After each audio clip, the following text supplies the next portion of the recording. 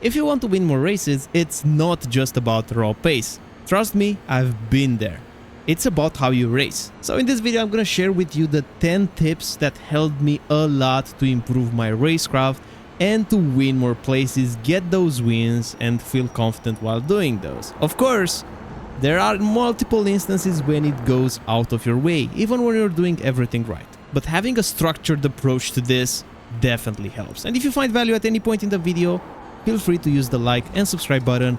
It's a free way to support the channel, and I highly appreciate it. Now, starting with number 1 on the list, that's to anticipate the concertina effect. If you're starting further back, remember that every braking zone compresses the field like an accordion.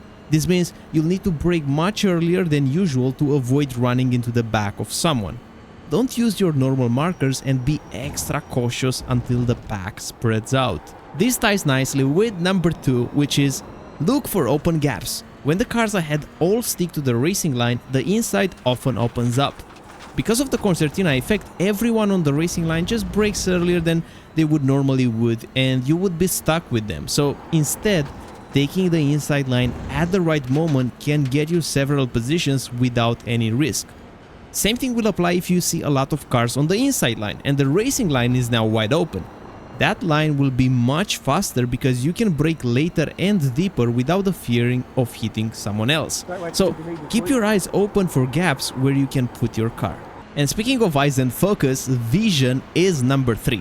Reading the driver behavior is a huge one. Some drivers show erratic moves early on, so expect those drivers to make mistakes and avoid engaging with them early. Keeping a safe distance or choosing a different line around them is often the difference between surviving at the start or being taken out. Now for number 4 on the list, we're gonna do something different. I want to give your personal tip for surviving lap 1 in the comments section. So just put there whatever you're doing and what you think that helped you the most in those first laps to survive more, to win more places, or to defend, to have a better experience in that first lap. I'm gonna be pinning that comment that gets the most likes and feels like it's well thought of in the comment section, so this will be the number 4 tip of the list. Now, once you settle into a rhythm after the first lap, you have to start thinking in perspective. See the bigger picture, because sometimes the fastest way forward is by working with the cars around you.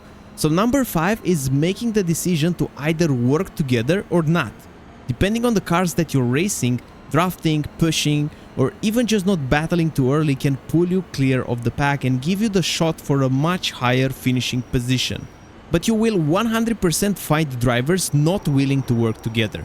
Being able to overtake is not just about sending it and seeing if it sticks or not. Number 6 on my list is to study as early as you can the drivers around you. Notice where they're fast, where they're weak, and how aggressive they are. Do they brake too early or leave gaps or defend desperately? This awareness lets you plan your moves and have a higher chance of sticking instead of guessing and hoping.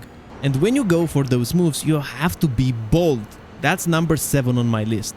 Half attacks usually end in contact or losing momentum. If you're sending it, you have to fully commit. You have to send it. If you're not 100% sure that your move will stick, then don't do it in the first place. But if you go for it, then commit. The same goes for defending. If you're going to protect a position, do it with confidence. Now, you can say, well, Marian, you're just encouraging huge dive bombs, people to just wreck each other, just being confident on the track. What's this advice? Well, in my races, and I'm doing different cars, different splits, different accounts, the only thing that I see it over and over again is driver half-assing the moves. Like one driver is not fully defending, one driver is not fully attacking, and when both of them will do this at the same time, they will just meet in the corner in the wrong place and they will just hit each other. Now imagine that one of those drivers is really pushing, braking a lot harder later, and he actually has a big overlap on the car that he's attacking on the braking zone. What do you think it will happen? Either he gets the position or he will just miss the corner and the other car will just switch back to him, get that position back. So the likelihood of contacting and just hitting each other, it's so low when you're really aggressive that it's much safer to be aggressive rather to be ultra cautious when you are going for a move. But look, there's a caveat to it. Sometimes the move will 100% not stick. You know it, your competitor knows it, everybody knows it. For those situations, you have to back off. Knowing when to concede a position is number 8 on my list, as it's an important skill. So just by being confident and sending it, you have to put it the context and the perspective there. Do you have the advantage to do the move? If yes, then 100% go with confidence and don't half-ass it.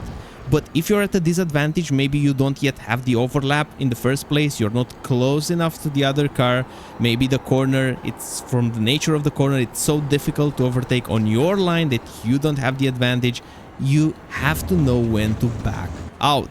Racing in some cases is like chess. Even before the braking zone, if the attacking car has the inside and the big overlap, he will most likely win the corner. If you were defending, then you have to realize the position was already lost. Regroup, focus on the exit and try to fight later in the race rather than forcing an impossible move.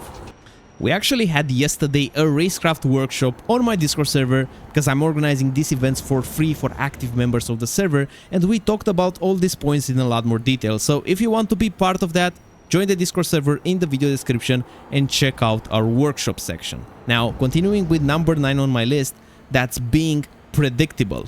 Sudden unpredicting moves might feel clever, but 9 times out of 10 they end in contact. If you want to overtake someone, show your intentions ahead of time. Show up in their mirrors, signal that you're there. Same thing if you're defending. Of course, sometimes you can pull a good overtake by surprising your competitor, but that's not the standard way of driving. Those are moves to keep for the last lap or when you already tried everything else and couldn't break the defense. And finally, number 10, know your advantage before you use it. If you have a better exit, slipstream, better tires, then making the move is a lot easier.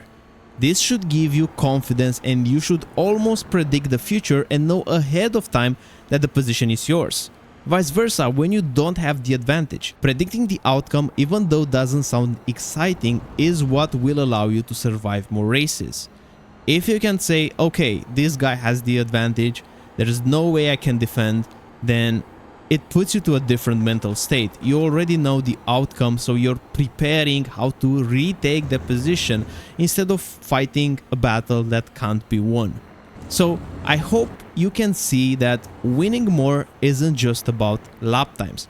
Even though strong pace will totally help you, you'll reach a point where pace alone won't be enough. I'm helping drivers to improve their pace with my sim racing courses at getgoodracing.com, but even though you'll go way faster, make time to apply these tips in your side-by-side racing. Thanks for watching, thanks for sticking around, subscribe if you liked it, and I'll see you in the next one. Bye bye.